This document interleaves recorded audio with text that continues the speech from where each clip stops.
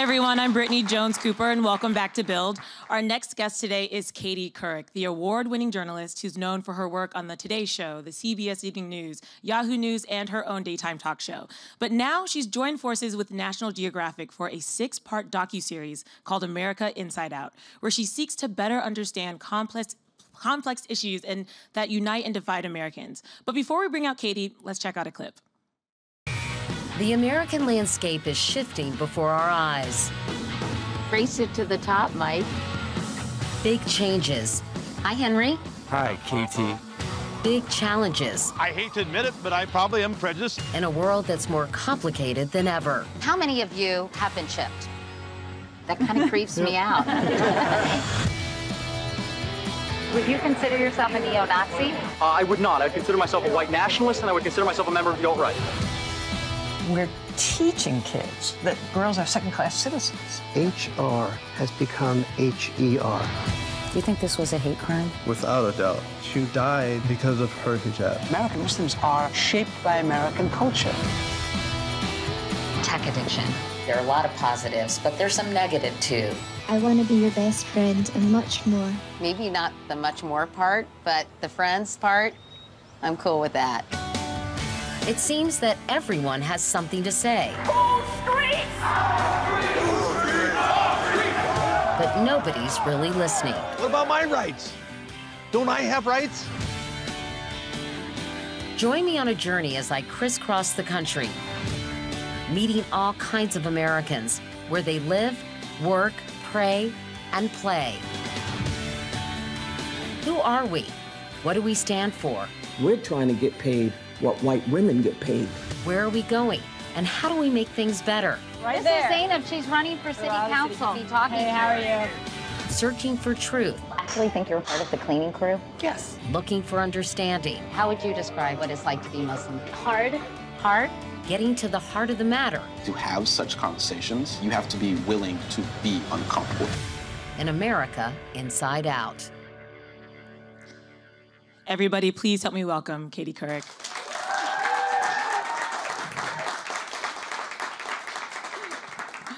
So this is fun. Full disclosure, Katie gave me my first job in news. I was her intern back at the CBS Evening News, and then I was her assistant, and then I worked at her talk show. That's right, and it's actually very funny because remember, Brittany, I decided I wanted to have an intern from, not from New York City, not the kid of a parent I knew, right, but to give someone an opportunity who may not necessarily be able to move to New York or be inclined to move to New York, but who was interested in journalism. So, Brittany, you applied, and you had to send in a video. And I'm from Nebraska. And yeah. Yeah. So important to mention, I'm from Nebraska. Yeah, and I thought, how fantastic, we need to have a very, diverse points of view, geographically, racially, every which way. And I was so excited when Brittany was able to move to New York, and now look at her. She's interviewing me. I'm so proud of her. It's really cool for me, obviously, to get to talk to you, one, because I admire you so much, and two, I know how passionate you are about this docuseries. I've been watching you on Instagram. You have been traveling so much. So how many cities did you visit?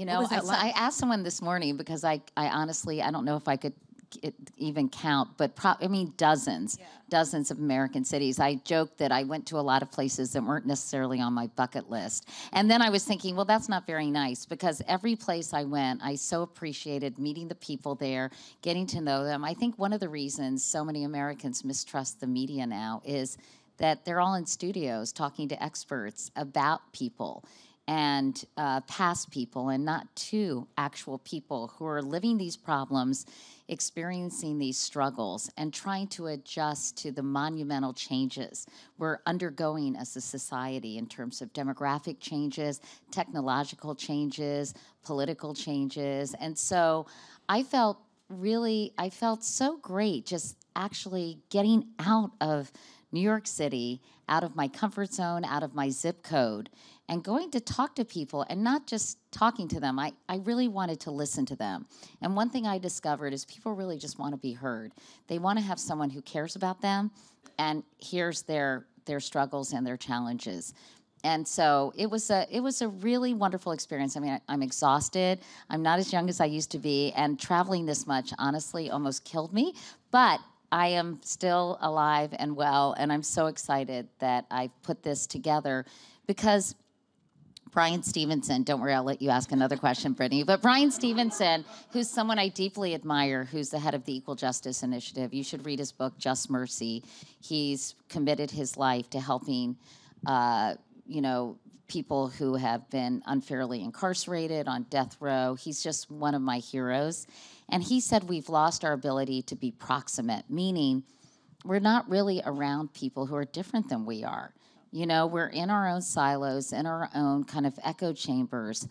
And how can you ever understand or walk in someone else's shoes if you're never even on the same sidewalk? I just came up with that. That was kind of brilliant. It's really Thank you. That was beautiful. Anyway, so I hope that virtually that people will get to know some people through watching this series and say, I never really thought of it that way, or I understand what they're going through. I don't have as much hate in my heart for those people. And the timing is miraculous because I think we need that more than ever, obviously, with what's going on everywhere. So in America Inside Out, you guys discussed six different things. Muslims in America, white anxiety, technology addiction, Confederate statues, gender equality, and political correctness. Yeah. So how did you really easy topics to So how did you cover. guys narrow it down to those 6 topics? Because I'm sure you could have, gone. I was just talking to the executive producer of the series, Jean Marie Condon, and we were saying, yeah, remember we wanted to do anxiety because it's the number one mental health issue facing Americans right now. There were really just things that I thought were getting short shrift in the mainstream media, and things that I saw that came, topics that were coming up again and again and again, and were sort of imbued in everything that I was reading. And so I just said, if we take a step back, a lot of these things are dividing us. Political correctness, for example, which has been weaponized by some, and then maybe it is overkill in certain cases, right? And gender inequality, obviously, I started this series long before Me Too or Time's Up ever became hashtags. I just wanted to know, why are women so stuck? Why are only 4% of directors in Hollywood female? Why are so few board members in these big companies women? Why is tech seem to be such a male-dominated industry? So it's funny, I just have a nose for news, Brittany, apparently. You just know what's up. Yeah. And you're right, these things keep coming up. Right, and when about Muslims in America, I mean, it's an incredibly challenging time. I don't know if you remember when I was at CBS and I was doing my little digital show. Yeah, at Katie Couric. At Katie Couric, yeah, very clever. And I was talking to somebody about a show in Canada called Little Mosque on the Prairie.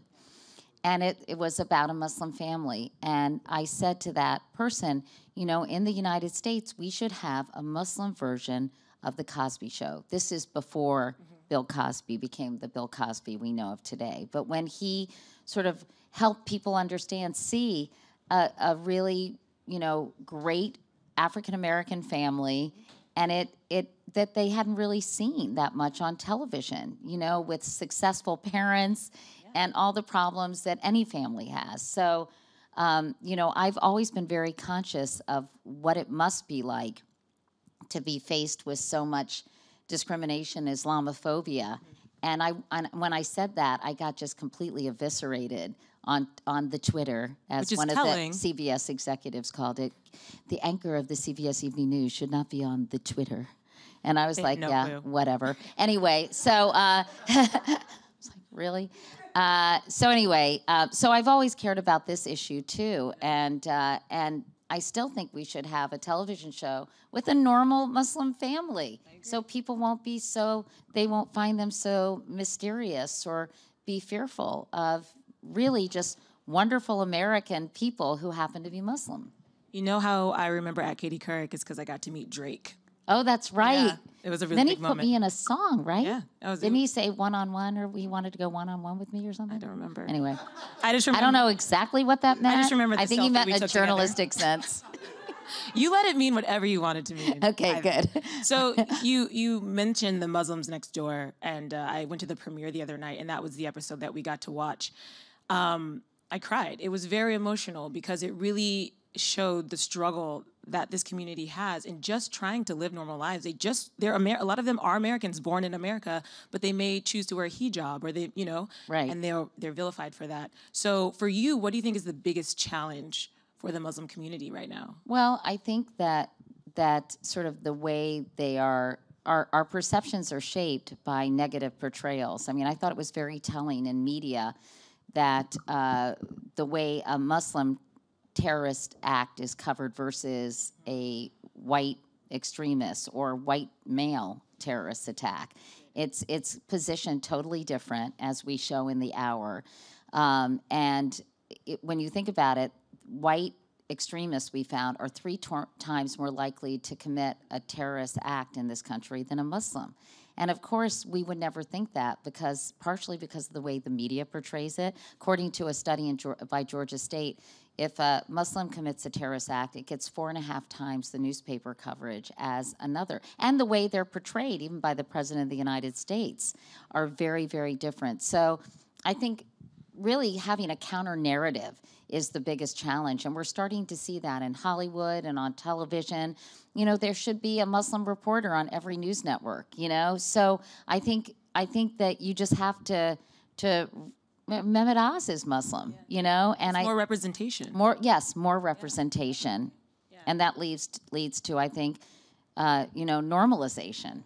And I think also reaching out in your community, you even kind of joked about it. You're like, I didn't really have Muslim friends before you did this, and now you have this community of people that you know. I think a lot of times we do have Muslim friends, we just don't know it, right? And that and 50% of Americans say they've never met a Muslim. And of course, they're probably they're doctors or they're lawyers or accountants, and so that was a really important episode, and I covered that heartbreaking murder in North Carolina. These 3 beautiful young people, 2 in dental school, married couple. I mean, everything to live for. And then we had a younger Razan, who was Yusuf's little sister, 2 sisters, and they were murdered in their apartment, according to their friends, because they were wearing hijabs, and they were shot point blank in the temple through their hijabs. And then Dia, the husband of Yusur, was shot and killed too. And the families of these 3 young people were just so remarkable and had so much grace and dignity. And, I think you can't watch that and not be heartbroken at what they're facing and the fact that they were killed because of their faith. You mentioned the Dr. Oz quote, "It's hard to hate up close," at the premiere. And I think you see that throughout the doc a little bit with, there was an Islamophobic man outside protesting. The mosque invited him in, and you could almost see him shifting his viewpoints. And I think a show like this sort of facilitates that conversation. Yeah, I hope so. I saw this other instance when I was in Johnstown, Pennsylvania, that I think I might have told you about, Brittany, where it was a group of white EMS workers, and I threw out some terms that I knew were kind of cultural flashpoints. So I said, Colin Kaepernick, what do you think about him? And of course, they were highly critical. He shouldn't be doing that. It's so disrespectful. Black Lives Matter. They said all lives matter, which of course is the response by a lot of people. And then an African-American EMS worker named Carlos walked in, and he sat down, and very calmly he said, the Black Lives Matter movement reminds me of being a young man and seeing photos of people getting hung, lynched, burned, beaten. He said, pointed to me, said, that could have happened to me by looking at a Caucasian woman like you. And he said, this to me is just really an extension of that, and you have to wonder if that kind of hate still exists. And he was so kind of sort of measured and reasonable, and everyone around the table said, we never really thought about it like that. And then you wonder, gosh, if we could just have more of those conversations and be uncomfortable and go there. And, we're just sitting around eating cold pizza, and one of the guys said to Carlos, I've never really wanted to bring this up because I didn't want to make you uncomfortable. And the other guy said, yeah, we usually talk about like basketball games. But I think sometimes we have to also have permission to be able to ask questions and to try to kind of, I think, process some of this stuff and help see another person's perspective. And I think not being afraid to ask questions is hard for some people, but it's the only way to move that dial, I think, in the other direction. Also, for the other direction, a lot of times now people are so worried if they don't say the right thing or if they phrase something incorrectly that they're going to get instantaneously attacked. And that's sort of what we deal with on the political correctness hour, and is that paralyzing us and preventing us from having these honest conversations because we're so afraid we're going to say the wrong thing. I have some friends who have admitted that to me. They're like, Brittany, I like talking to you because I feel like I can, but some other people I feel like they're going to attack me if I phrase something incorrectly. Right, or say you're not allowed to have this conversation because you're not, for example, or you're not black. Yeah, so you can't talk about this. But I think when you start pushing people out of the conversations, how are we going to make progress? I say that all the time. I agree completely. Which brings us to Charlottesville. You went down there to kind of look into the Confederate statues that were being removed and the controversy around that. And you were there when the man drove his car into the crowd, when the neo-Nazi groups were carrying their torches. I saw you get emotional in the episode. What did it feel like to be in this powder keg moment? Well, I think anyone watching it on television it was pretty shocking to see what you knew was a segment of the population filled with hate and intolerance and bigotry and racism, to suddenly see them, three-dimensionally on the streets of Charlottesville, where I went to college, where my sister Emily was a state senator, where it's, they have their share of problems like any city or town across America. There are challenges, but this is not what Charlottesville is all about. And to have these people show up and just spread this vitriol and hate, it was actually appalling. Yeah. It was so repugnant. But the other side, the flip side was I went to this interfaith service the night before, the night they had that torch rally with the Home Depot tiki torches, which is so ridiculous, and it would be laughable if it wasn't so frightening, honestly.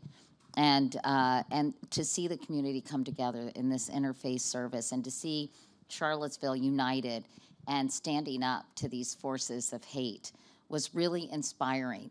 And I think one of the good things, for us, it's such a weird time, I think, for our country. One of the silver linings of this chaos in Washington and a president who is unconventional at best and just bizarre, in so many ways, and the way it just feels like the wheels are coming off the country in some ways. But a lot of people have been galvanized and they've been shaken out of their apathy. And they're saying, you know what? We want this country to be better for everyone, and we're not going to just sit back, not vote, and do nothing. And did it surprise you, because you traveled to a couple different cities who were having this debate over the Confederate statues, did it surprise you how differently each state and city was dealing with the issue? Because that sort of jumped out at me. It's like there is not a one-size-fits-all solution to this. Well, I think we're sort of slowly coming to terms with why these Confederate statues were put up in the first place and what sort of the underpinning philosophy has been.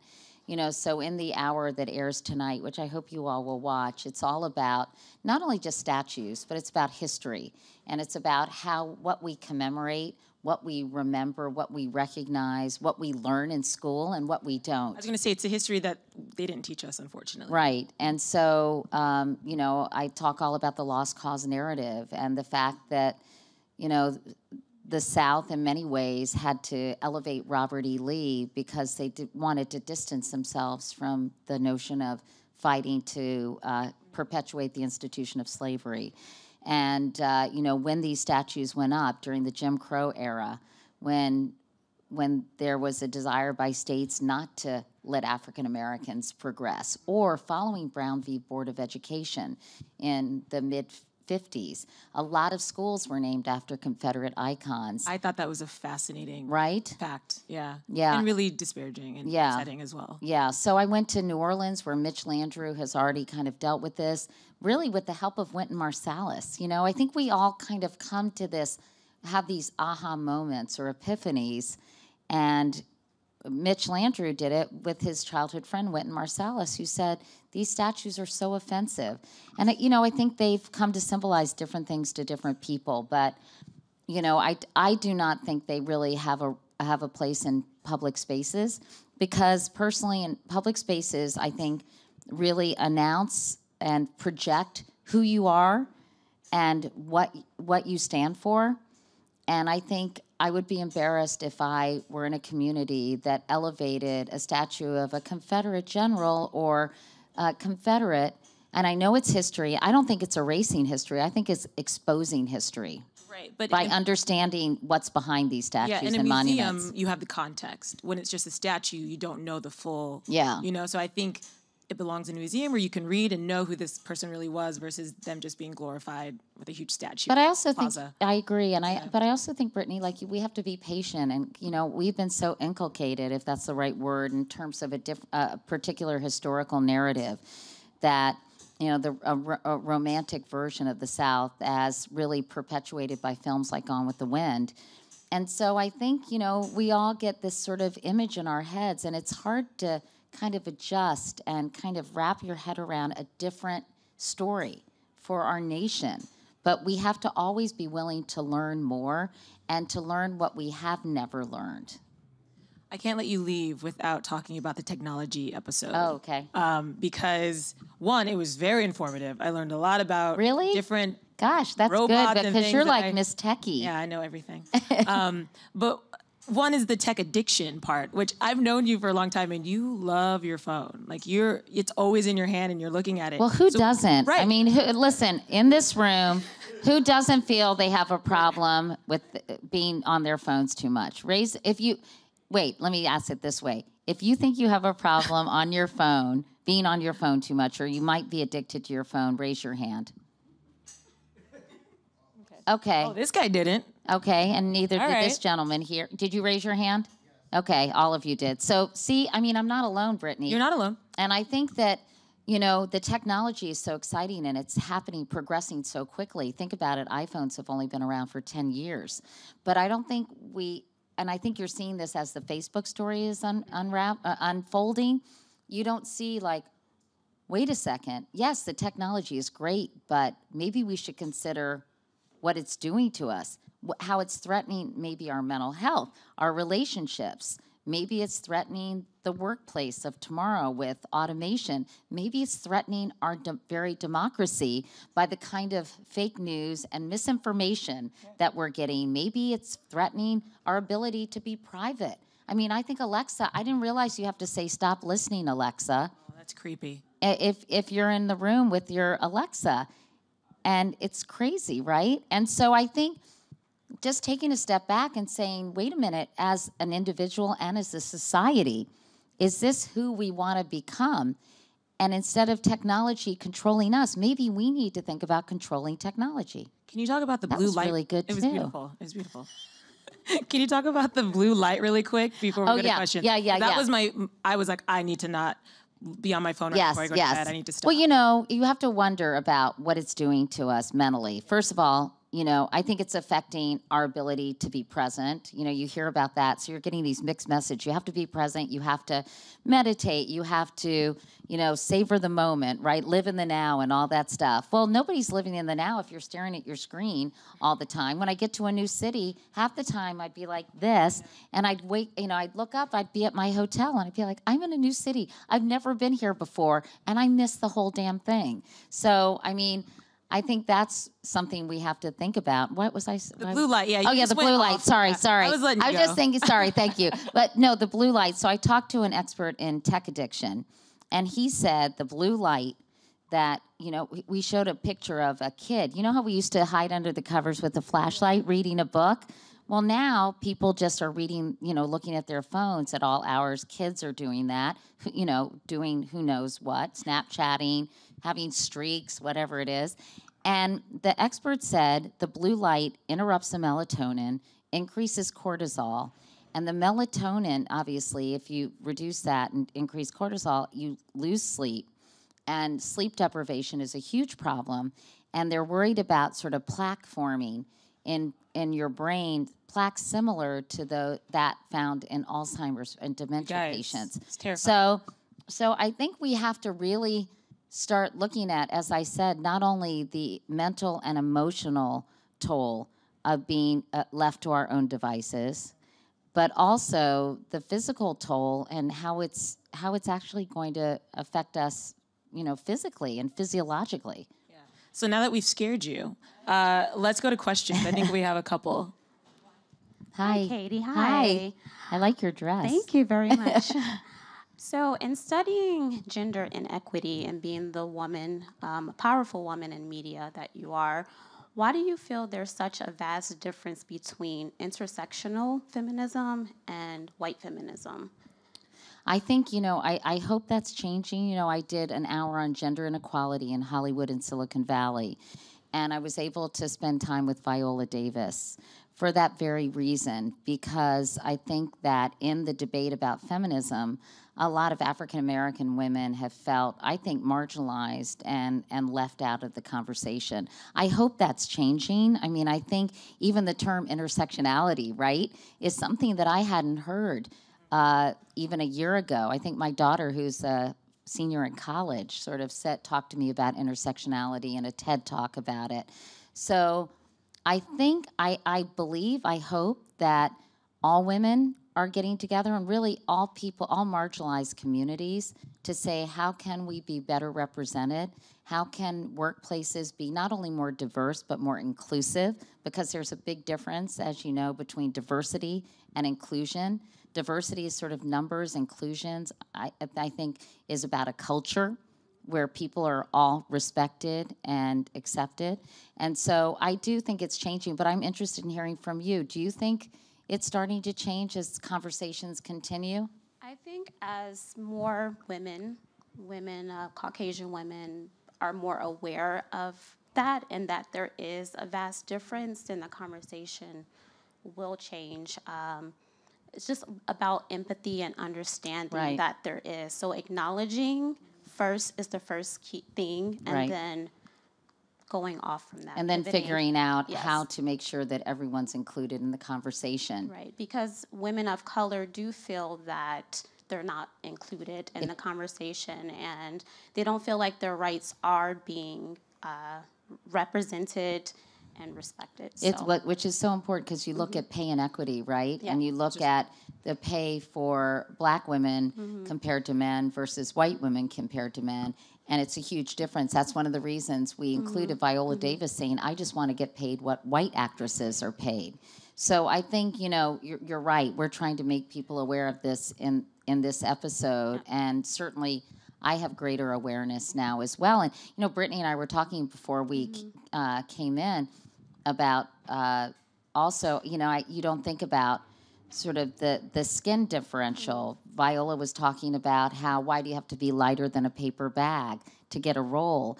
And I know in the black community and in other communities, sort of what's it called? Colorism. Colorism, right, is really a huge thing. And I think a lot of people who are white don't really realize that or appreciate that within groups. There's also this strange hierarchy ridiculously based on the color of your skin. I think you have your next hour. I know. Well, you should Seriously. do it with me. Yeah. Because I think it's really weird to have a white chick talk about colorism. Probably. Yeah. Thank you. Okay. And the dress is Bell staff. Oh, okay. One more question? Right there. Hi, Katie Couric. Hi. Nice to meet you. Nice to meet you. How's it like to meet Viola Davis in person? Well, I had met her before because I had interviewed her before, and she's someone I deeply admire. She is just, she just oozes dignity, and she's so eloquent and so powerful. Everything she says, she could read the phone book, and I would be like, yeah, that's right. Because she's just, there's this quiet strength, and I think you've seen her, whether it's in an award show or in interviews, kind of really walking the walk in a way that I find just exceedingly impressive. So I love being with her. And Julia, she and her husband Julius have started a production company. Like, this is sort of where I'm all for Me Too and Time's Up, but then we have to figure out what concrete steps can we take to make things better, because the rhetoric only will get us so far. And she and Julius have a production company that is designed to give more opportunity to people of color behind the camera, in front of the camera. And it was very interesting. We had a very funny conversation at this production meeting because they were talking about it, and they were saying that writers should be open to have, you know, they shouldn't have it in their mind's eye to have, like, the character is a white nurse with blonde hair. They said be open-minded. The character could be anything. You know, it could be a male nurse. It could be an Indian nurse. It could be whatever. And the guy said, you know, instead of saying who the doctor is, just say he's handsome. And I said, well, wait a second. You just turned the doctor into a man. Oh. Busted. And Julius was like, mm-hmm. And I was like, that's right. You're like, that's why I'm Katie Couric. And one last question. Hi. Hi. So I'm Muslim American, and I'm noticing some more representation, at least in entertainment and Isn't that comedy. exciting? Do you think that's important for like some normalization of like just Muslims, and maybe we'll see like a character in a hijab in a movie? Or well, TV show actually, sometime? you know, there are a lot of characters who are Muslim now. I point that out in the hour. In, I think Grey's Anatomy has a Muslim There's character. a new intern character. There is, in Aziz Queer Eye for the Straight Guy has a Muslim character in that cast. There, obviously, Aziz Ansari, Kumail Nanjiani, all these people are starting to, I think, be in the forefront. The guy who was in Moonlight is Muslim. Mahershala Ali. Yeah, yeah. So I think we're seeing Gigi and Bella Hadid have sort of said we're Muslim. Halima Aden is a model on the runway who wears her hijab. Iftihaj, is someone we profiled in the hour. She's a bronze medalist at the Olympics who was a fencer. So I think the more representation, which was Brittany's word, I think the better, because that's how I felt when I did the CBS Evening News. I thought if people could see a woman doing that job confidently and confidently, it would become less of a novelty. So I think one of the things I talk a lot in my gender inequality hour, there's a lot of overlap in all these hours, is the role implicit bias plays and confirmation bias in how we see the world. So if we're getting images of Muslim Americans in these roles that are just like everyone else in society, I think it will go a long way to understanding that they're just people, and you know they should not be marginalized or otherized. That's a good question. Thank you. Well, I could talk to you for honestly another hour. I am quite chatty. I had too much coffee. Sorry, I'm like. No, but I think it just shows your passion. And when I watched the 3 episodes I did, I could feel that come through. And I think people kind of need that right now. So. Well, you know what? One of the things, and then I won't talk anymore, Brittany, is one of the things I think is really important. You know, like people say, what did you learn? What do you hope people will take away from this? And I think one of the things I hope people will take away is that we should never stop learning. We should never stop asking questions. We should never stop seeking understanding, as kumbaya-ish as that sounds, because the world is changing so rapidly. And I think ideally we want it to be a place where everyone has an opportunity, everyone is treated fairly and equally, and we all have to kind of do our part to help form a more perfect union. And part of doing our part is actually educating ourselves and reading things, talking to people, being around people from whom you can learn things, asking the uncomfortable questions, and resisting kind of the garbage that's out there that's such a time suck. And I don't mean you can't have a guilty pleasure and be, you know, brain dead watching some junky TV show, but I mean really take advantage of making yourself a more informed person. And before you express your opinion, you know, then you can know what you're talking about. Instead of just having this knee-jerk reaction that you're spewing garbage on Twitter or on social media, like take a step back and consider, A, why you think a certain way and how you're going to express it. Definitely. Well, if you guys have enjoyed today's conversation, make sure you check out America Inside Out. Please. Premieres tonight on Please. National Geographic at 10, 9 Central. Guys, give it up for Katie. Thank you.